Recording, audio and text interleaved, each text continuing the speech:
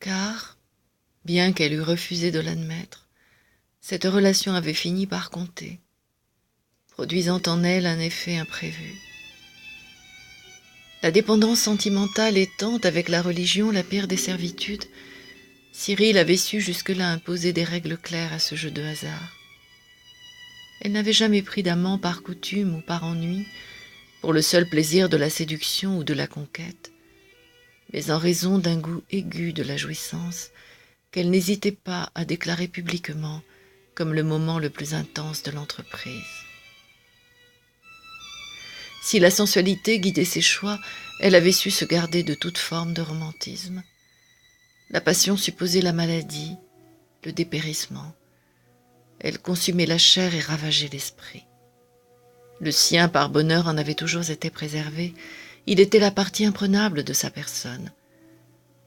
La galanterie concernait le corps, la vie mondaine, le paraître. C'était un code auquel se dérobait la part de son être que seule la solitude parvenait à toucher lors des moments où, dans l'intimité d'une promenade au jardin, un sentiment d'harmonie venait à l'étreindre. Que se passait-il donc? Pourquoi, une fois révolu le moment de l'ébriété, l'émotion nouvelle avait-elle gagné ces états tout à fait privés pour une nonchalance invraisemblable, cette captivité qui l'avait fait rire des autres autrefois? D'ailleurs, elle avait eu de plus en plus de mal à le dissimuler. Sa vie sociale en avait été affectée. Que ce soit au bois, dans les salons ou les dîners, sa présence s'était peu à peu faite rare. Quelque chose en elle avait changé. Cela avait pris son temps pour s'installer et la contraindre à modifier certains comportements, mais on pouvait constater, par exemple, qu'elle avait de moins en moins de ces conversations frivoles, légères, légèrement perverses. « Quoi, ma chère, j'ai appris que vous aviez dimanche traversé le bois à pied avec le général Larève, Percluc et ce pauvre homme de rhumatisme. C'était précisément pour cela. Au moins le petit supplice que je lui ai imposé m'aura-t-il mis à l'abri de ses assauts. »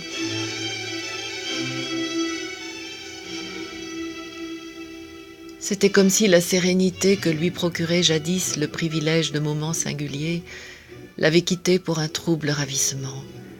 Elle ne trouvait plus de charme à rien, pas plus aux mondanités qu'à la retraite. Dans le même temps, l'image de fierté qu'on lui avait connue en faisait les frais. Le bruit courait que la forteresse se rendait, que la dame s'était entichée à telle enseigne que personne n'osait plus s'aventurer.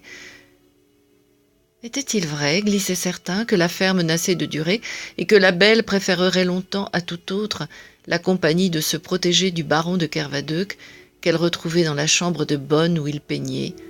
Oui, c'était là qu'il peaufinait l'air lugubre qu'il vous faisait parfois, le regardant travailler sans doute, avant de s'en repaître comme la lionne qu'elle était. Il semblait d'ailleurs qu'elle n'avait pas craint de rendre publique cette attirance, en menant son élu dans certains cercles où elle avait ses entrées. Qui, alors, ne la connaissant pas, aurait pu imaginer avec quel brio elle avait naguère enchaîné les liaisons, comment elle les avait exhibées avant de commenter la raison de tels feux de paille, de telle inévitable lassitude.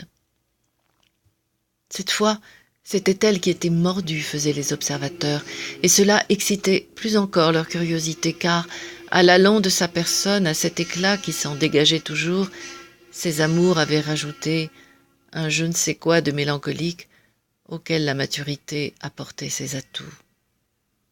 Personne, alors, ne regretterait les soirées où elle harponnait ses galants de la manière qui avait fait écrire dans ses mémoires à l'un de ses admirateurs. Ses amants, Madame de C.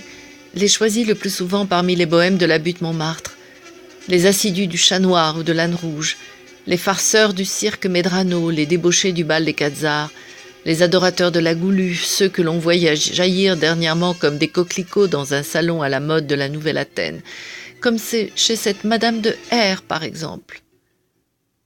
Ancienne lorette ambitieuse, notre éberluée d'alcôve, ainsi dénommée par un chroniqueur opiomane et nyctophile, est devenue une fois les boiseries de son home refaites avec un luxe tapageur et juste ce qu'il faut de japonaiserie, la poétesse Pelléas Tressafique de l'avenue Frochot.